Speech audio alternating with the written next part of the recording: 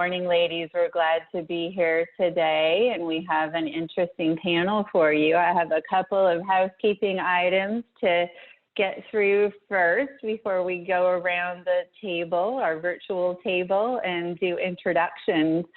This will be recorded, as Penny just mentioned, so those of you can revisit this later or share it with your friends and colleagues.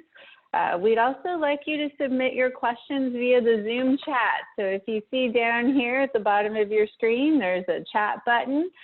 We have an ambassador here that will be sending the questions to me. We'll try to hold those to the end, but I'll try to review them as well and see where we can best fit them. So please don't be shy. Another item, if you have an aha moment, start your comments in the chat window with capital AHA, and that will go in the conference notebook. So please also make a note of those. I will go around the table first before I introduce myself. My name is Heidi Humphries, but let's get started first with Kim Capalbo. Good morning, everyone. I'm Kim Capalbo, and I am a learning advisor consultant at First Citizens Bank. I've been in banking far longer than I care to admit, but I am happy to be here this morning with you and share some stories and some ideas. Thank you, Kim. And you'll notice we have a panel of Kims and Kimberlys today. Ironically, I'm filling in for a moderator that was also Kim. It'll be easy to call on Kim, actually. So our next is Kimberly Benfield. Kim, have you been able to join? Yes, thank you. Can you hear me? I can hear you, Kim. Do you prefer Kim or Kimberly? I go by Kimberly. All right. So please introduce yourself. Certainly. Kimberly Benfield with SunTrust Private Wealth. I've been in the banking business for about 30 plus years and have been at SunTrust for close to 3 years now. All right. Thank you, Kimberly. And last but not least, we have Kim Palladino. Kim, would you introduce yourself? Absolutely. Good morning. I am Kim Palladino. I am also with SunTrust Private Wealth. I am a financial consultant. I also have been in banking about 19 plus years, and I have been with CCB SunTrust the whole entire time. Welcome. We have a wealth of knowledge and experience on this panel. I'm looking forward to hearing some of your stories.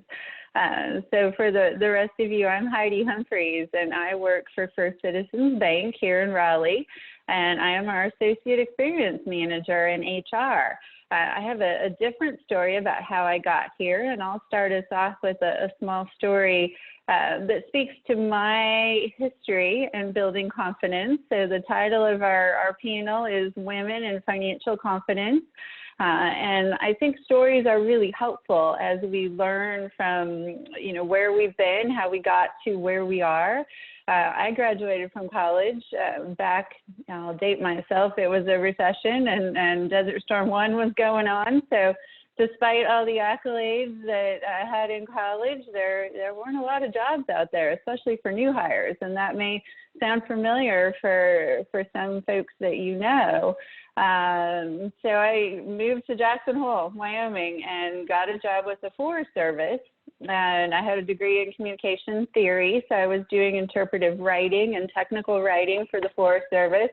And was trying to save money. My parents and grandparents had really instilled in me, save money, invest it wisely, make some good choices. But how do you do that? You look around when you're young and think, how am I ever going to afford this? How can I make it work? So what I love about this panel is that radical collaboration and allies are the things that are coming up here and the things that we're going to tie back into our themes. And so I, especially to build my business confidence, my financial confidence, had to come up with a radical and different way to meet some of my financial goals. And I got there by two specific allies. So working for the Forest Service, I had no idea one, you didn't make a whole lot of money. I did get benefits, but not a lot of money. So I had to learn how to tend bar. That's another story. Come to find out, those of the folks that work in the Forest Service, they fight fire. Wildland fire crews are how you make some money during the season, fire season. In the off season, you do what you studied in college, which doesn't pay you enough to buy a house or do anything. So this is the story of how I bought a house as a 20-something, built my own financial confidence during a recession.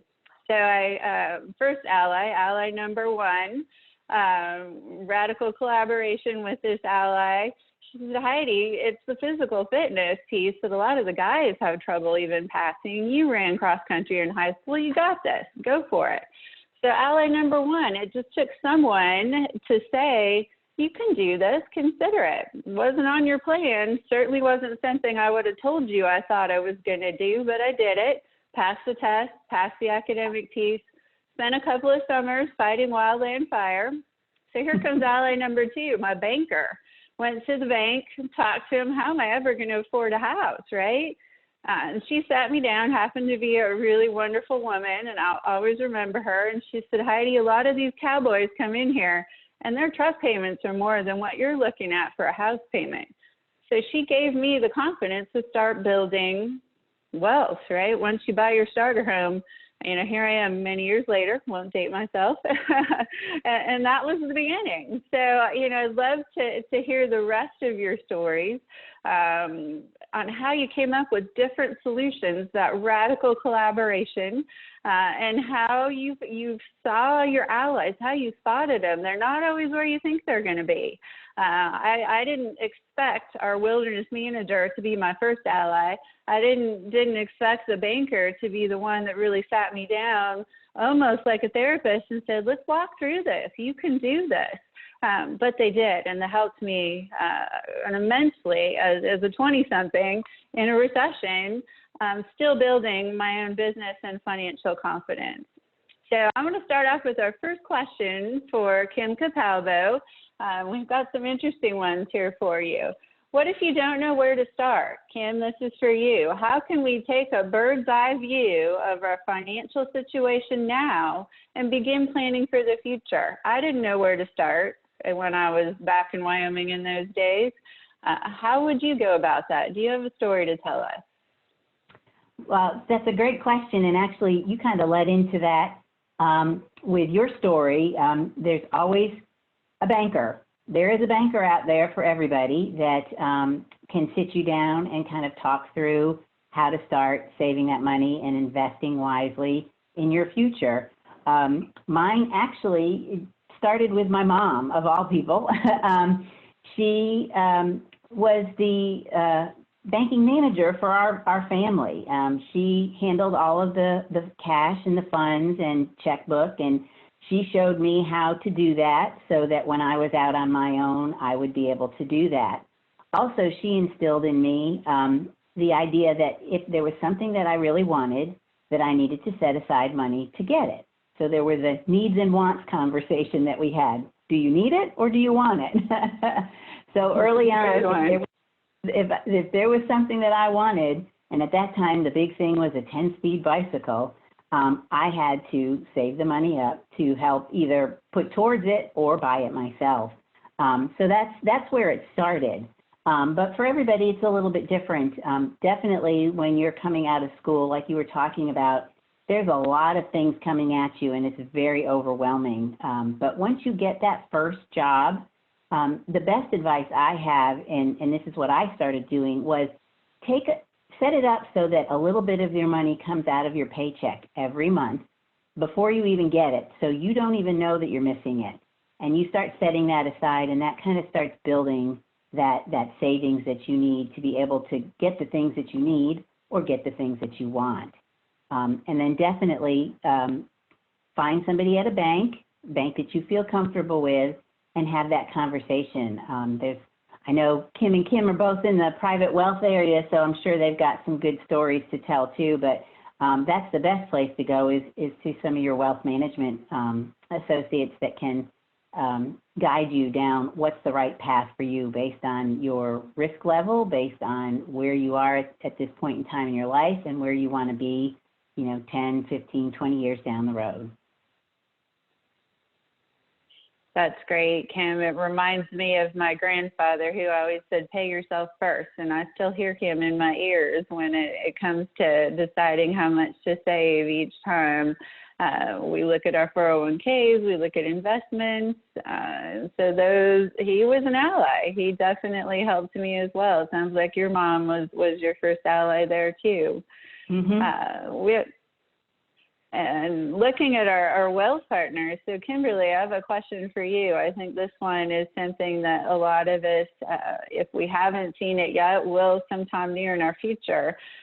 We have a whole generation that's going to see a transfer of wealth as our parents age. It may happen sooner rather than later. It depends on the family situations, but how can we prepare for our future, whether we're single or married or take on more responsibility for family and life matters? So Kimberly, would you like to address that? Sure. I think just getting back to the basics, and for any of us at any stage of life, I think it's really important to have a budget. Do we know where our money is being spent? Do we really know truly how much we are taking in each month? So I think we have to be good budgeters, and I think your banks, your banking partners can help you with resources for that. Lots of collateral out there that we can share with clients to help them start thinking about that. So I think budgeting helps us be prepared for whatever situations come our way. Thank you. So we've got some key themes coming out there, needs and wants, learning how to budget. Those definitely tie in together. Kim Palladino, what steps can women, go ahead. No, I said yes, sorry. Okay, that's all right. What steps can women take to get more involved in managing their wealth and investment? So this was something my family really pushed me to do early on. I'm not sure that everyone gets the same push. Go find your banker, go talk to a banker, go talk to someone about wealth. What can they do to get started? I agree with you. I don't think we don't see a lot of women, and I don't think we see a lot of resources for women to help make that push. That's why I'm so happy to be kind of part of this right now, in helping women in financial confidence. I think we have to become somewhat self-empowered. If you're not having a parent or a family member pushing you, I do think the first thing to do is start at your local bank. Start with an advisor that can maybe, start from the bottom. Like Kimberly said, just start with budgeting and spending and kind of start looking at the full picture and, what your capabilities are, and kind of just going through everything with you from the bottom up. I mean, I think this is what we do in our institution is we lead with planning. I think it's very important to lead with some kind of planning. And if you don't have a family member to do that, I think the best thing to do is, look to your local institutions and advisors or bankers or resources that are out there for women.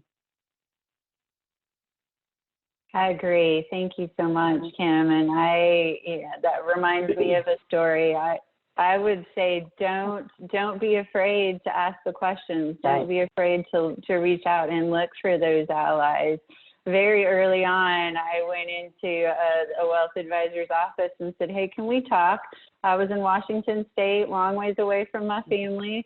Wanted to get his advice. Turns out I didn't nearly have enough money at that point because I was 23. But he was very kind and helpful and, set me on the right path and said, I wish more women came in here and asked these questions. So don't be afraid. Mm-hmm. Well, I think people think, oh my gosh, I don't have the wealth to go in there and ask this question, or I don't think I'm prepared, or they're embarrassed because they haven't handled their finances well, or, I think there's a lot of things that come into play.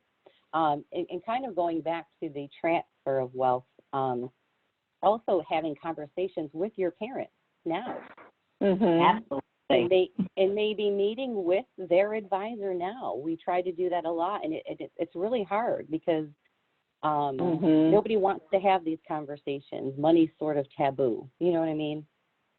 That's a great point. That's a really great point. We've been trained, even if you're okay talking with your family about it, not to talk to others. But it's kind of like your doctor. It's okay to talk to your doctor about your health. It's okay to talk to your banker and seek out a wealth advisor and talk about money. That's what they do. I know. Yeah, but I wish I talked more about that with my dad because it was a little bit of a mess. I wish I had more of those conversations. So that's kind of my story. So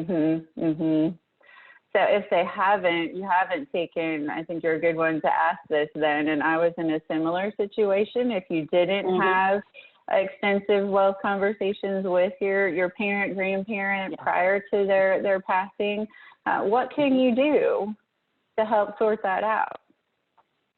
So if they're not prepared, you mean? So if you're in a situation like you were, I mean, oh my gosh, you have to rely heavily on, the banking institutions and maybe hopefully somebody that you're going to find, and get lucky that's going to help you through it. Believe it or not, you will find more than often, even if parents do have wealth, sometimes it's really not planned like you think. I can't tell you how many times I meet with people and they don't even have a will. Wow. Yeah. So that's an aha moment. Yeah, absolutely. Someone should type that in there as I'm talking. Wealth does not equal, oh yeah, we have this all together. It's like, so first step, ask your parents. Absolutely. There you go. Thank you, Riley. I see you wrote that down. First and foremost, a will definitely help you. I ended up being the executor for my grandmother's estate.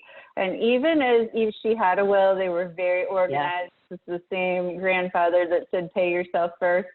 But there was a bit of taboo, and I came from a very traditional family. They were much older. They hadn't shared a lot of the information with me as a female. And I ended up being the executor. Women are living longer. My grandfather passed first. My grandmother was the one that was left, and then it came to me. So this is vital, I think, for establishing confidence in women and how to take control of finances, because it may very well be a female in your family or you that will be left in charge of some of these puzzles to figure out. We'll call it a puzzle. And that is so true, Heidi. That was one of my first experiences when I started in banking. And I sitting out in the bank lobby, and one of our regular customers came in. She was an older woman, and she just looked lost. And so I went over to her and said, can I help you? And she came and sat at my desk and just kind of broke down and said that her husband had recently passed, and she had no idea what kind of bank accounts they had, what kind of investments he had. She didn't even know how to write a check. I mean, this is how lost she was.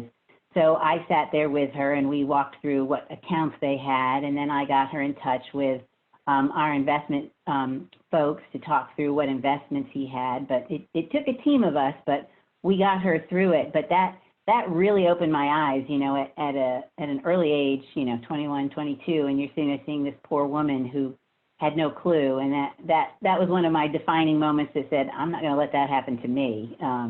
So there's still people like that out there, and they need our help. But that also, helped build that confidence in me that I wasn't going to continue. I wasn't going to be in that situation when the time came. I love that story, Kim, because it's kind of like reverse mentoring. You ended up being an ally for her, but she was unknowingly an ally for you as well, because it was a defining moment, a learning moment for you in building your own financial confidence and capability. All right, Kimberly, we haven't heard from you in a moment. Let's talk about a little bit more. One of the questions that we got here was, say someone comes in and they don't have a will, but they would like your help. What kind of information do they need? What do they need to start to gather? What are the steps to follow to begin that conversation? Well, I think they need to have a good list of what their assets are, kind of gather all your financial information together, bank accounts, is there life insurance, and have access to all those pieces of information. I'm sorry, do you hear that background noise? There we go. I do. If there's someone that's not on mute, if it's just a gentle reminder, please mute your phone. Go ahead, Kimberly. So gather all your information, and then we need to, begin to think, how do you want these assets to pass on? What do you want to happen once you are no longer here? And start having some of those conversations with the client, and help them through the process to forward think through those as well. That's great. And I know that a lot of bankers and wealth advisors have a checklist or a sheet that you can often give folks if they don't want to sit down and walk through it with you. It's a great place to start. So reach out to your financial institution, to a trusted banker, and ask for that to begin with. Often just getting that checklist will give you a good overview of what you'll need to get started. Someone mentioned in the comments there, I know that, I've heard this, my stepdad told me this and said, Heidi, I don't need a will. The courts will intervene. You're listed as a beneficiary. It'll all be fine. That is not a fun process to go through. I completely agree with the person that put that comment in there. Kim and Kimberly, I'm sure that you can comment on that as well. Have you encountered that where you've had to help a client where there wasn't a will in place? Yes, I have. Mm-hmm. Mm-hmm. And how did that go? So here's the beauty of it. It actually, if somebody is listed as a beneficiary, but they just don't know about it, then there's some work involved, because you have to help them call usually the company, and I've done that plenty of times. But it does avoid probate, so there is a plus side to listing beneficiaries versus it not being in the will, because if it's a beneficiary, then it avoids probate completely. But yes, I've been in situations where the person's listed as beneficiary and they have no idea where to begin. And we are there to help them and walk them through that. And I've done that plenty of times. Fantastic. Yeah. So really starting the conversation and getting a will is the optimal step. But reaching out to women like you here on this call and to help you regardless of the situation you're in is a great step as well. Yeah, because sometimes the beneficiary works out better than a will. Depends. Absolutely. But I mean, honestly, even working in the banking industry, I have a banker and an advisor because the complexities behind that can be many, to put it mildly.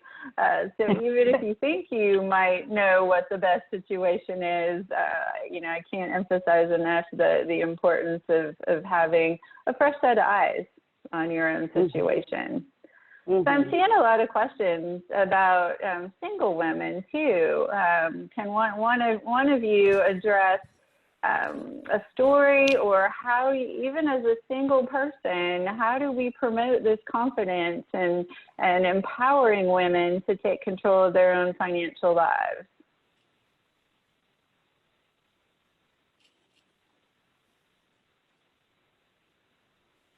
Heidi, I can take that one. This is Kim Capalbo. Thank you. Because I'm a single person. Awesome.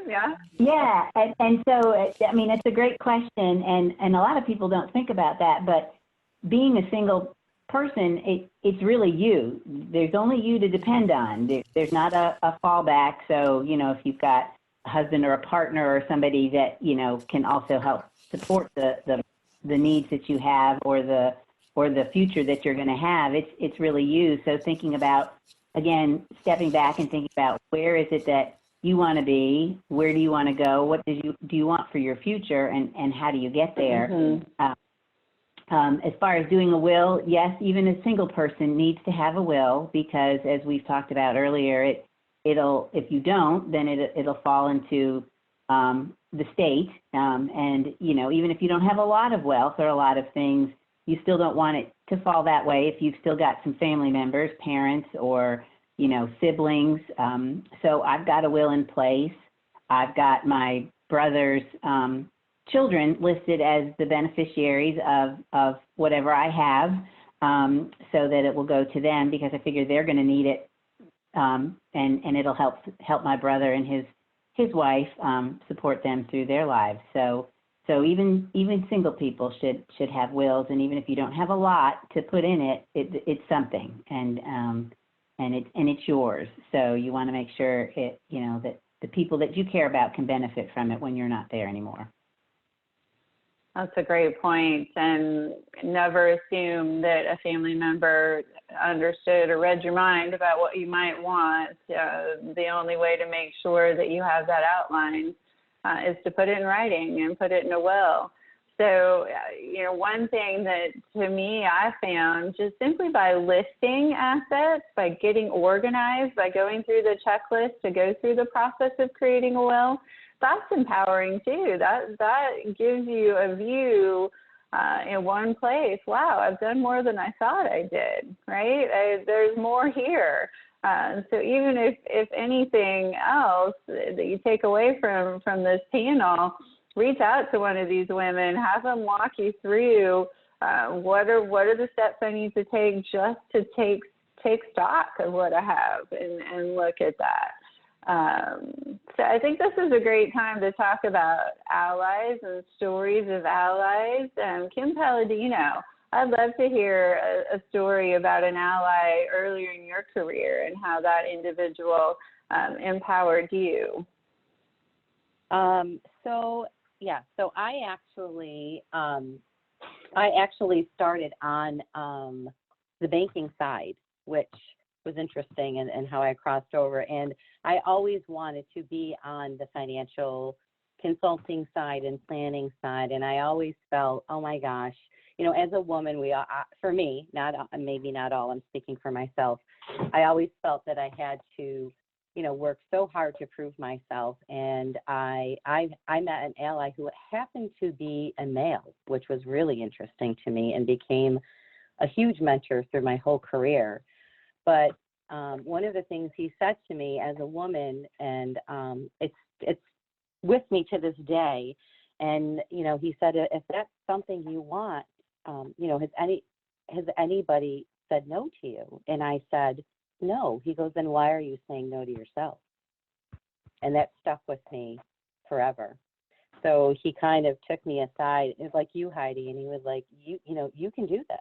You can cross over. Mm-hmm. And I did. And I love that. I look back and I think, oh my gosh, if my path did not cross with them, and I didn't hear that, what would I be here?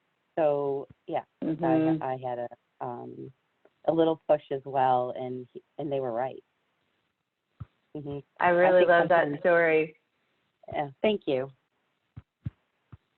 Yeah, it's I'm seeing a common theme here too. A lot of our allies simply, right? And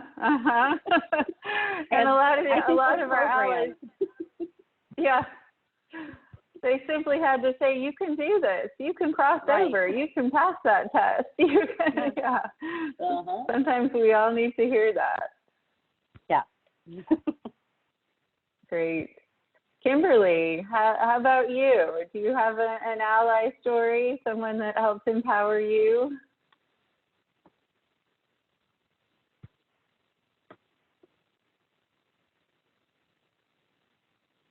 Is Kimberly there? Disconnected. It may have disconnected. Okay. I'm sorry. Can you hear me now? Oh, there she I is. can hear you. I apologize. So, yes, I met someone early on in my career. It was actually a woman who is a couple of years younger than myself, but someone I felt very comfortable asking any question of. She's a great sounding board still to this day for me. And I think especially in times where I have doubt in what I'm doing or feeling that times when we just we need somebody to pick us up or to encourage us. She's that kind of person for me. So I encourage you to find someone who can be a sounding board for you. You can bounce ideas off of without fear of any judgment or negativity, and help you talk through things. So that's really helped me a lot in my career. So it sounds like it's having a safe place, no judgment, someone that really looks at it from fresh eyes. And again, that common thread says you can do this has been helpful. Yeah. Yeah, I would say as an aha moment for me, look for those allies in unexpected places. It may not be what you think, right? What helps you develop confidence that transcends over other areas of your life. It may be running a 5K. It may be someone you meet at the gym. It might be someone that teaches you how to cook when you've never been a cook. In my experience, learning how to do something new helps my confidence, and finding allies there also helps other areas of my life, so business, and that transcended into financial confidence as well. I do see we have quite a few questions that are coming in, and I love that. One of the first ones that came through is, how do we not panic in the current financial free fall? So, there's some trigger words in there, and I'm not sure who wants to take this. One of the Kimberly.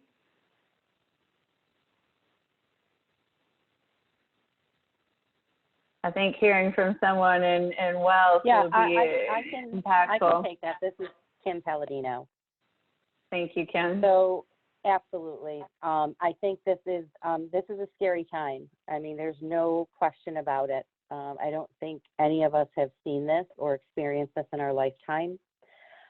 We are on calls every day, looking at outlooks. You'll see it up one day, down the next day. I think as of yesterday, all the earnings have been lost. So I think what we need to focus on is the big picture.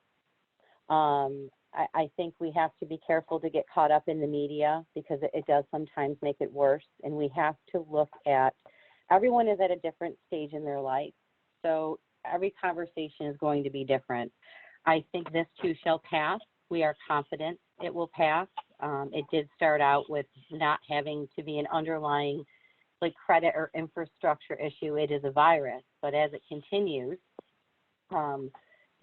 not sure how that will affect the economy. But what I do know on the other side of this, as we go back to our normal, and I think there's going to be pent-up demand, and I think we are confident that we will rebound from this.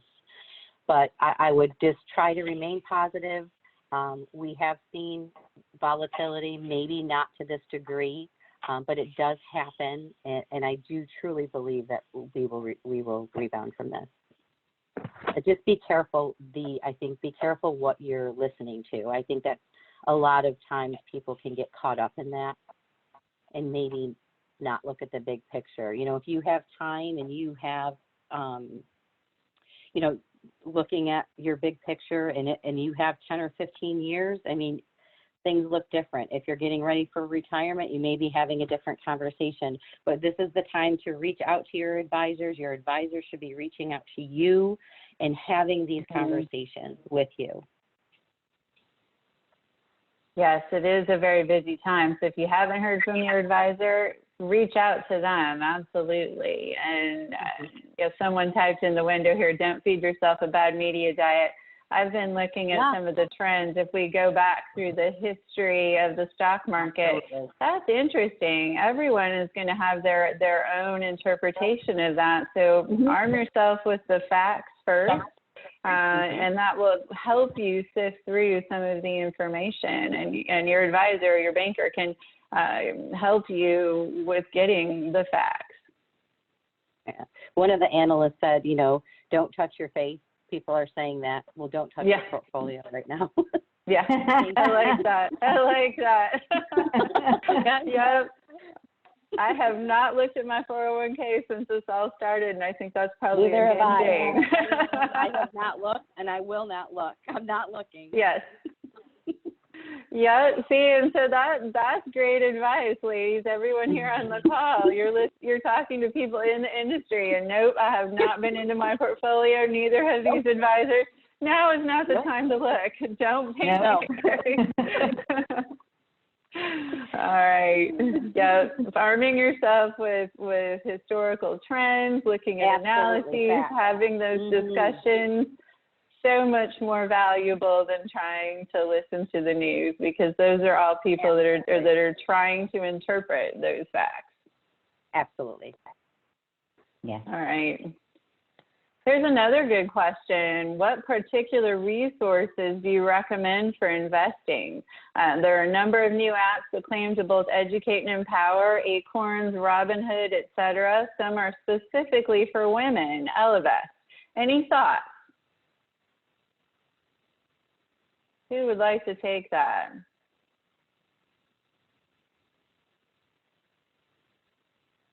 And even if you haven't heard it or worked with those particular apps, what advice do we have for this group on apps that are out there? Yeah, Capalbo? Well, I am not familiar with any of those apps. Okay. Not that I don't do apps, but I'm not familiar with those. And again, it really depends. To me, it depends on your financial acumen.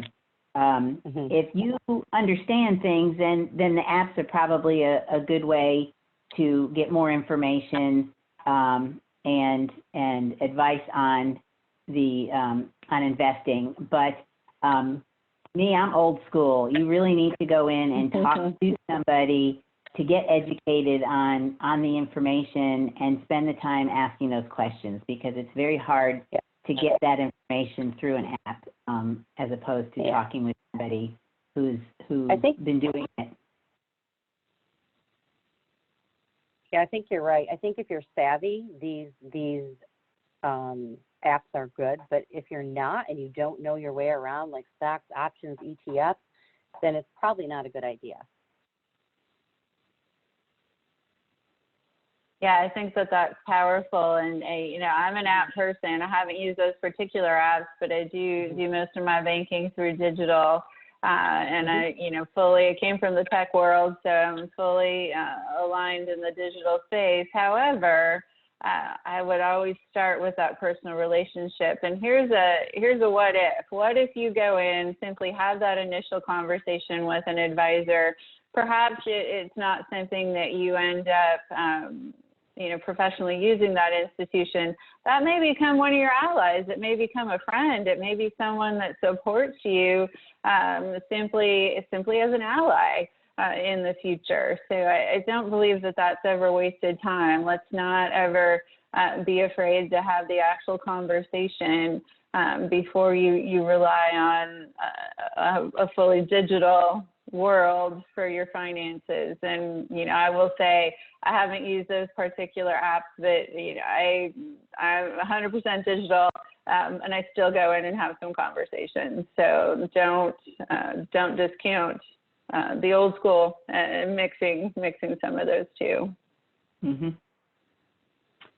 The other thing I want to tag on to with investing is a great way to start is when you start with a company, if they have a 401k plan set up, definitely start that the day you walk through that door.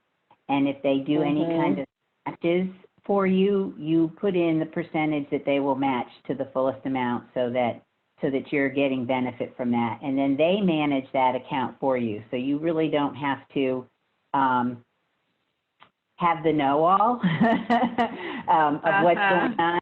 And again, pay attention to it as you get your quarterly reports, but let them kind of manage it for you. And that's a great way to start and invest safely. And again, it's building while you don't even know it in the background, so that when that day comes when you say, okay, I'm either ready to leave this company or retire, you can always take it with you, transfer it to another type of an investment account if you're still in the working world, or if you're ready to retire, begin using that to support yourself. So that's a great way to learn about investing in a safe way and making some good money in the process if they match you. Well, and if you had talked to an advisor, they would also explain the tax advantages to that. So a lot of things that I think in today's world, not everybody gets the same instruction or information as they grow up. So understanding that there are outside sources. I see the question again about what resources would we recommend. I think you're hearing across the board from all of us that developing a relationship with a wealth professional advisor and your banker are really important. And it doesn't mean that you go and see them all the time, but it gives you someone to ask questions. And if you want to download Ellevest and work on that, there's still someone that can help you understand what you're doing with that app. And I can't emphasize that enough. And it's, again, coming from someone that loves digital, I prefer to do everything on digital if I could, but you can't take the people out of the equation, because how you do with your money is a very personal decision. So we have 2 minutes to go, and there are some excellent questions coming in, but I see some pretty big ones that we can't do justice to in 2 minutes. I'll go around the table. Kim, Palladino, is there something else you'd like to add? I'm trying to think. Sorry, I'm like thinking of what else I could add to that.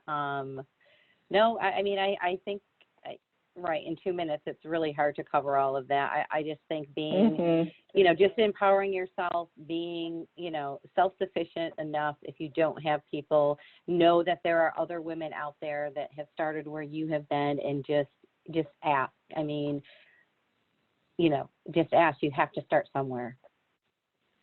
Agreed, 100%. Kimberly. Yeah, I'll just add, I think take that first step. You have to move forward, meet with your banker, your financial advisor, learn more, be smart with your money, and take control. Don't be afraid to ask the questions. Agreed, 100% agreed. I always ask more questions. And I know, Penny, you're trying to wrap this up. We're right on the dot at 11:30. Kimberly, and Kim, thank you so much for being a part of this panel. And ladies, for setting this up for NC State. We were really glad to be here. Thank you so much for today's session. That was amazing and inspiring. Please join us all back in the primary conference room. I have pasted the Zoom link, so you can all join us back for a coffee break, some more stories, and then the keynote address. Thank you all. Have a good day. Thank you. Bye-bye.